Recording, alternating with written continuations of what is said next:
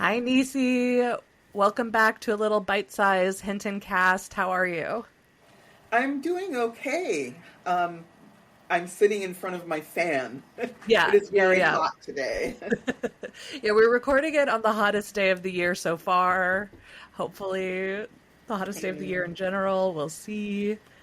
So I just wanted to do these little bite-sized follow-up interviews because it's been a whole year since we had our initial conversation, and I wanted to give you and also our audiences a chance to get caught up on what you have been up to for the past year. So, what are some things that people should know about you and your work since we Uh, last talked? I think since then, two books have come out. Yeah. Two. One in the fall, the Day and Night books of Mardu Fox, which I categorize as a beat era fantasy, um, which it takes place in the journals of a character who is based on a character Jack Kerouac created based on his black girlfriend. So it's a fantasy of a fantasy, Oh my in God. other words. That sounds incredible. I love And that. thank you. And then the one that just came out a few months ago is called Making Amends, and it's a novel in short stories about an interstellar prison colony. Wow. Okay. Is it and are those both ones that you're the sole author of? Yes. That's so cool. Okay. Are all the short stories all from different perspectives? Yes, they are, and they cover a few hundred years and, some light years, and yeah, it's kind of spread out. Um, I I always think that I'm just like being as simple as possible, and then people come back and they're like, "Oh, this is so challenging to read. Oh my gosh, be sure to have your thinking cap. Oh, you're not smart enough to read this book." Basically, is what I keep hearing, and I'm like, "What? I just wrote." I mean, Nisi, you are very smart, and it does come across on the way that you write. And I think what I enjoy about your writing is that it's so layered, right? Like it's not like you don't just tell this like from point A to point B, you immerse us in the soil and you explain the atmosphere a little bit. Like you have these worlds figured out and you're going to go deep into them. Thank you, thank you. Oh gosh. So and then what else have I been doing? Vonda McIntyre's posthumous novel is finally getting published, Curve of the World, and Oh, I'm cool. involved in editing that. And I'm getting ready to teach at the Lambda Literary Retreat. Um, Cool. yeah, there's a bunch of stuff going on. Yeah. Yeah. Yeah, as it should be. It's like I would be angry if that was not the case. Another thing that I just wanted to point out to our listeners is that Nisi has their own Patreon, and for those of us who value elder care, those of us who want to be sure that the brilliant writers in our time are able to keep writing, like we should be supporting folks. So I'm a supporter on your Patreon, Yes, and I know. okay. Good, I'm glad. I guess, yeah, now I feel awkward. But yeah, I mean, it was just so obvious of like, of course we should be, like, I support mostly other podcasts on my Patreon, but as soon as you told me about yours, I was like, oh, of course, like, of course we got to do this. This is Well, important. yeah, it's really important to me. If I can just get away from the pressure to earn, I can just write stuff. Yes. My friend Eileen Gunn is spearheading a fundraiser for me based on a book that I want to write that my agent is kind of not that sold on. And Okay. should I tell you what that book is? Yeah, I would love to know. Everyone would Okay. love to know. So uh, I had a dream. I don't usually write from dreams, but I had a very vivid dream where I was talking to someone, or no, I was overhearing a conversation between two work colleagues, and one of them was saying, I had this problem and that, and they wouldn't do the other thing. And the first one said, well, why didn't you use the 5 petals of thought? And then the other one said, oh yeah, that's obvious, I should have done that. So then, in the way of dreams, total perspective change, and I'm sort of soaring over the countryside, looking at the school where the 5 petals of thought was originally taught. And yeah, then I get this whole diagram of what each petal stands for, and then I wake up and I'm like, okay, so let me check Wikipedia. No such a thing. So I basically had to invent this imaginary social and religious and philosophical movement, and it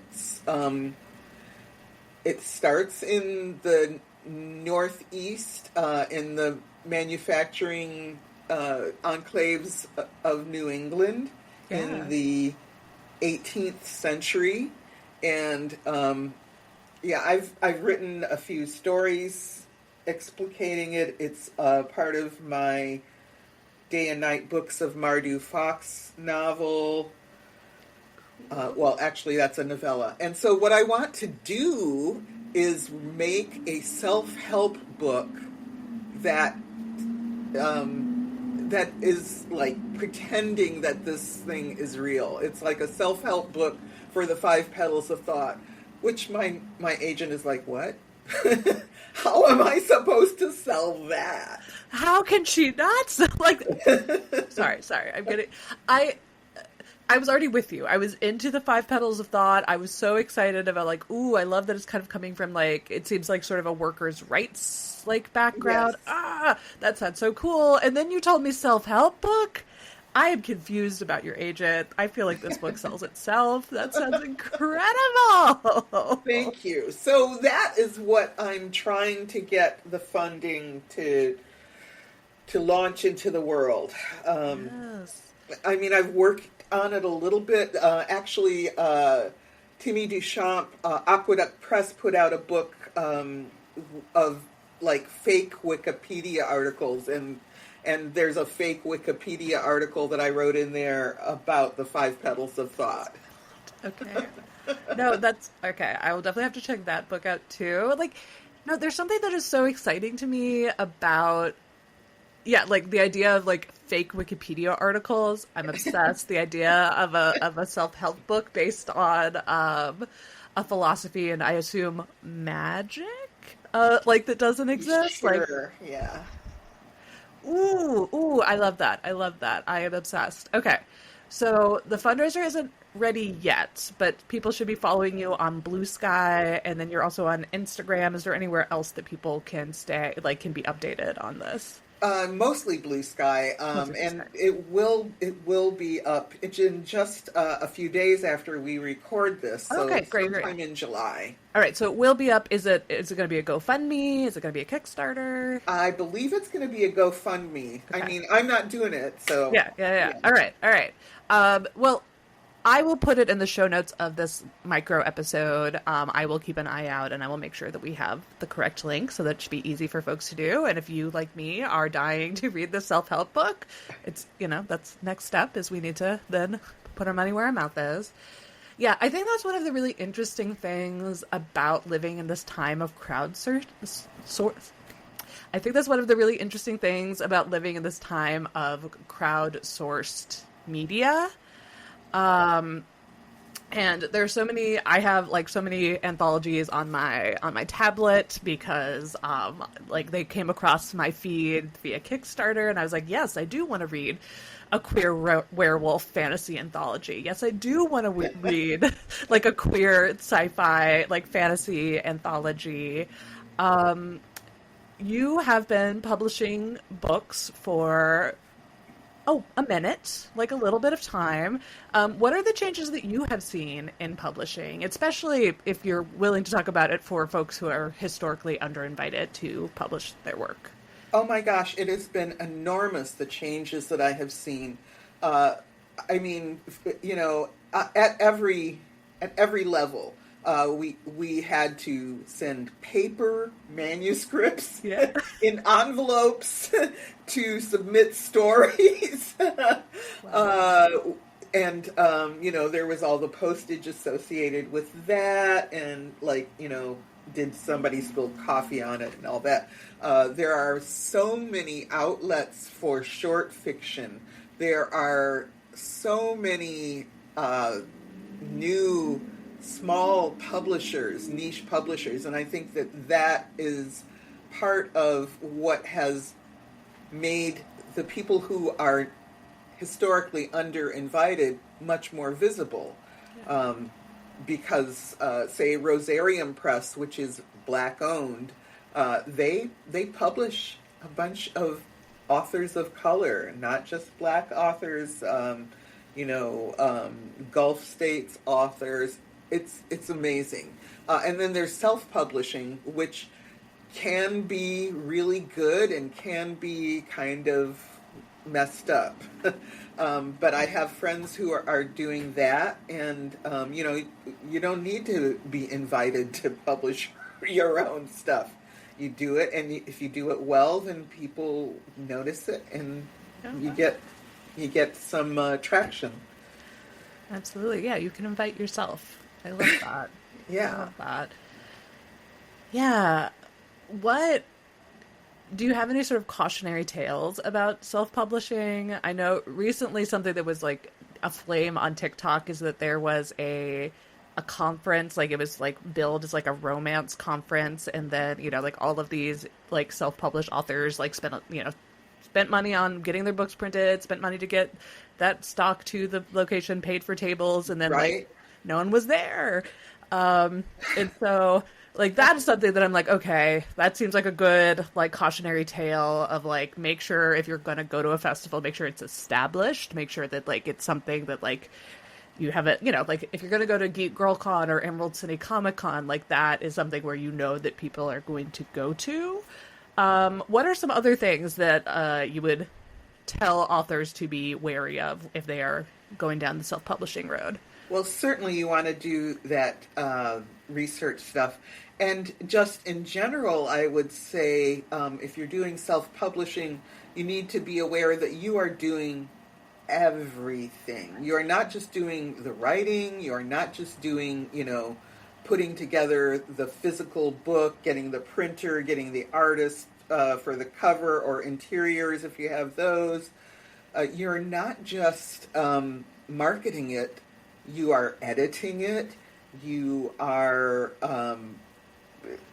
yeah. The one experience I have had with self-publishing was I did edit. It was called Blood Children. It was a fundraiser for the Carl Brandon Society. Stories by the Octavia Butler Scholars. People who had received the Octavia Butler Scholarship. So I found that people were reluctant to review it because it was self-published. Yeah. It's like, yes, it is really great. There are so many books out there, but some people have to narrow down their selection. They can't say, I'm reviewing 8 books a day, and so that is where they set the threshold. Is it self-published? Is it traditionally published? If it's traditionally published, they are going to cover it. If it's not, they won't. And also, what I'm saying applies to media coverage in general. Yeah. Yeah. Yeah. No, I mean, I definitely think that that's been one of our big struggles as like a tiny new press, is that it's really hard to get your foot in the door, even though we are, like we are a traditional publisher. We're small, we're indie, but we're traditional, and it can still be really hard to get your books reviewed. Like there are so many books out there. You are competing with so much, like, with the reviewer's time, and which is not infinite. Yeah. To switch gears a little bit, I would love to know about how did you enter into the Afrofuturist scene or movement? Like, what was your entry point to Afrofuturism? Well, I think it's something that I was watching happen for most of my life, Yeah. actually, without even knowing it, because as a teenager, I was listening to Sun Ra, Yes. Yes. Sun Ra and his orchestra are definitely counted as Afrofuturist music. So, I was at a Sly and the Family Stone concert, and I was reading Delaney, I was reading Butler. The idea that it was a cohesive movement, Yeah. that I'm not sure that's true. Fair. Fair. And I, came across that idea after I had been published for a while. People were saying that stuff I did was Afrofuturist, and I'm like, but it's about these hillbillies in Michigan. Yeah. What? So I don't know. My entry point. I I think mean, it was always an entry point for me. Was like always like questioning and contesting. Yeah. yeah. No, I love that. I love Sun Ra, and I love just the idea of like space is the place, right? Like Earth, we have just not been able to figure it out. We have not been able to create an egalitarian, like sustainable, equitable society. So like let's build the spaceship and get out there and find a better place. Um, like that's something that I think is sort of touted a lot. Like there was a great interview with the author of Children of Blood and Bone, and she was talking about one of the things that she loves about Afrofuturism is that it allows a level of escape from, the racism that folks are dealing with every single day. And then, which I thought was interesting because I think Children of Blood and Bone is very much a book where it takes racism and it takes police brutality and it puts it on top of a fantasy world. So it's not really escape, right? Like it's looking at it like in a different universe.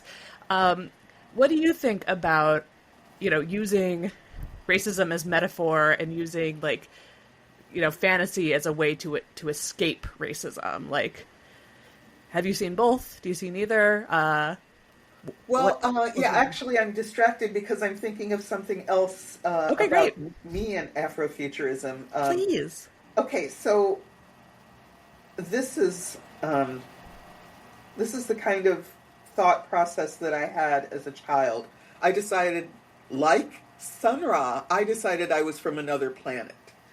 Mm-hmm. So the alienation is real, and it's not just escaping to a new place; it's going back home. That is at the heart of that movement.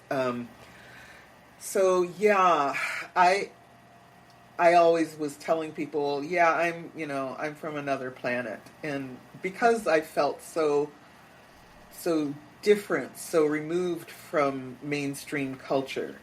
And so I think I think that was like an instantaneous identification for me. As far as dealing with and escaping from racism during during Afrofuturist projects, it again, it's not a cohesive thing. I have seen all of the above, Yeah. and other people are trying stuff too. I have a niece who is 25 who reads a ton of fantasy and science fiction, Yeah. and she is doing it totally to escape. She Yeah. doesn't want any, like, even metaphorical uh, racism. She just wants, like, adventures with dragons, you know? Mm, I Um, do. yeah, and if the people having the adventures on the dragons, riding the unicorns, whatever, are from a non-white culture, that's great, and don't even have them interact with anyone that sees that as an issue. So that's her, and then I have the stuff that I've done, which it predicates the idea that there are powers that sidestep racism, not so much an escape as like an acceptance and a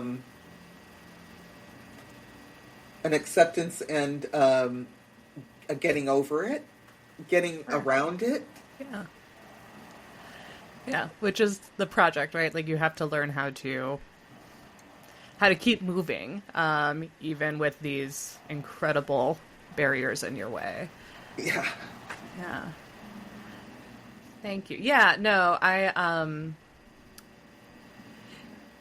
agree that in the my mild like Afrofuturist nerd-iness, like it doesn't seem like there's a movement, but it doesn't seem like a conversation. Like I But can think of, like one piece of Afrofuturism leads to someone else like telling their piece of it, leads to someone else telling their piece of it, and I think that's like a beautiful and dynamic art.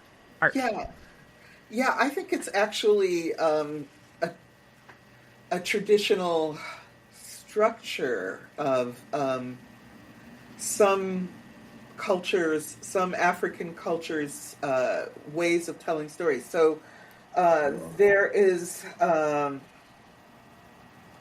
okay, so there's this whole, I believe it was Aristotle, the three-act structure, Yeah. the classic Western European tradition of storytelling. People have been looking for other ways of structure. And one of my favorite examples of this is a new book that's just come out by Henry Lien called Spring, Summer, Asteroid, Bird, which talks about Hisho Tenketsu and the some East Asian modes of storytelling and structure. And I think that I'm still. This is literally a new thought. This is something that I have been dealing with for like maybe 3 days. Okay. But I think that what you're talking about, like with the conversation, one person says it's this way, another person responds, is part of how narratives work in some traditional cultures, some traditional African cultures.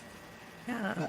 I think that they are multivocal, and I think that is something that I was struggling unknowingly to reproduce with Everfair. Yeah.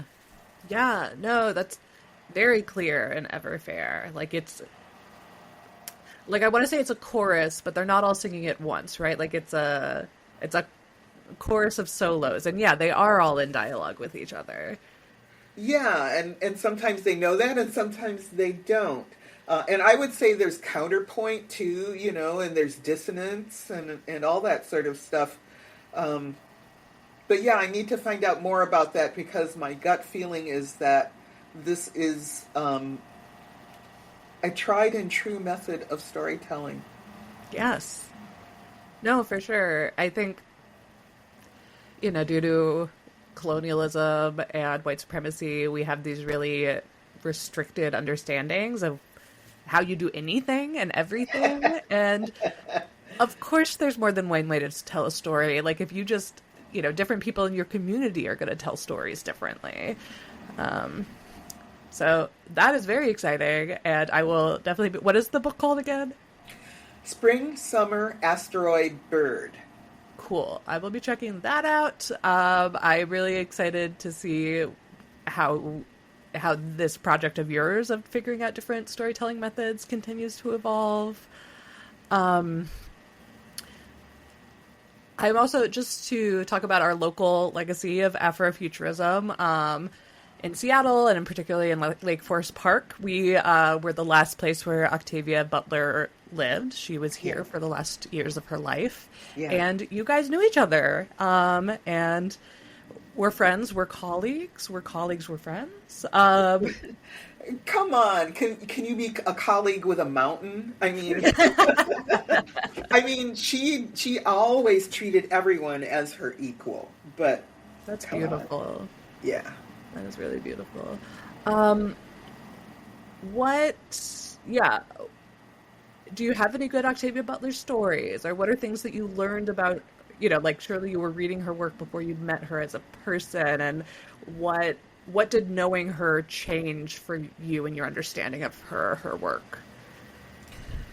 Gosh, I'm not sure.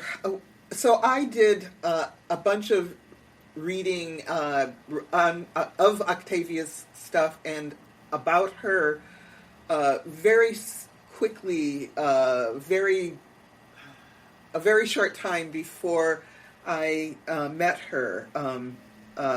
And the thing that impressed me most was Bloodchild, the story Bloodchild. Um, I don't. What did I get from her? I think I got courage, honestly. Wow. The piece of advice that I took to heart most was write about what is what moves you, what you find frightening, or just something that gets your emotions all stirred up and directed, and then go and figure out the scientific changes, the extrapolation, all of that kind of stuff that you need to make this story rigorous and arresting. But start with the strong emotion. It's something that evokes a strong emotion in you. The first one, she said, the most useful one is fear. Fear. And so what do you really fear? And for me, it is parasitic insects, which I believe she also had a deep fear of. So the story that I wrote was Mami Wada, which is about people dealing with head lice. Ooh, okay. Yeah. Yeah. Oh, I love that. Okay. So start from something that like really compels you. Especially fear, or starting with fear? Especially fear. That was the first strong emotion that she recommended that I investigate, as an inspiration. Okay. Okay.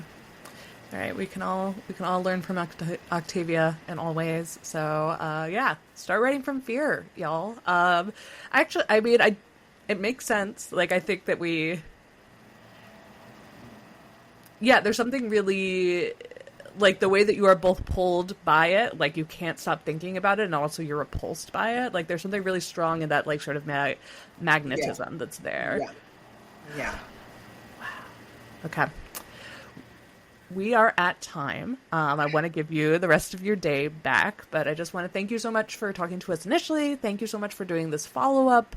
I will be putting all of your books in the show notes. The 5 Petals of Thought. Let's all keep our eyes out for the 5 Petals of Thought. Let's start, let's make a social media movement around it. Let's make it impossible for anyone to ignore the 5 Petals of Thought. And yeah, just thank you for the work that you do. Thank you for being so kind and generous with your time. And it's always a pleasure to speak with you. Likewise, and thank you for being so brave and doing all this stuff. Thank you so much. Okay. All right. Bye, Nisi. Bye.